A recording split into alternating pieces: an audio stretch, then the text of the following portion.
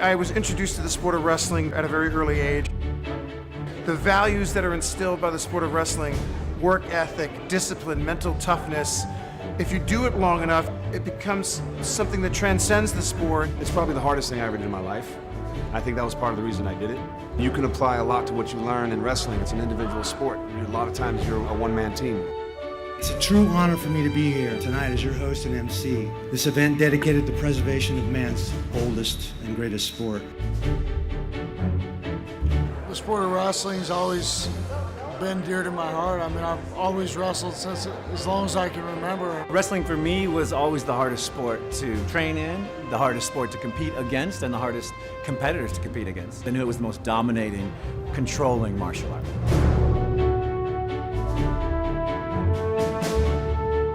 Freshman year, I finished last, and I just remember being so frustrated that night after the tournament, not placing high, not getting to go to state. And as I'm sitting there, I just remember thinking, I'm not gonna stop training until I'm the best wrestler out of Arizona. So I wrote down my dream that night of becoming a champion. First state champion, then national champ. That's really when my dream of becoming a great wrestler started. When you can deprive yourself of food, deprive yourself of water, and deprive yourself of sleep and comfort, you can deprive yourself of anything on earth. You soon realize I could still function and still win and still do better than most of the people around me. You have to stay focused on what your goals are, what your attacks are going to be, what your counters are going to be. All you can control is how you're going to respond. I think it's the mindset, it's you believing in yourself, and you believing that you can get the job done no matter what's in front of you. There was a natural affinity between this sport and the nation's oldest fighting force. Not surprisingly, a lot of them come from wrestling programs. Wrestlers, fighters, Marines, we're all the same. It's awesome to be here and represent them and honor them in a way that they honor us. No better partnership.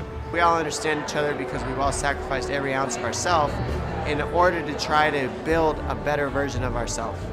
Be someone who inspires and makes the people around you better each and every day.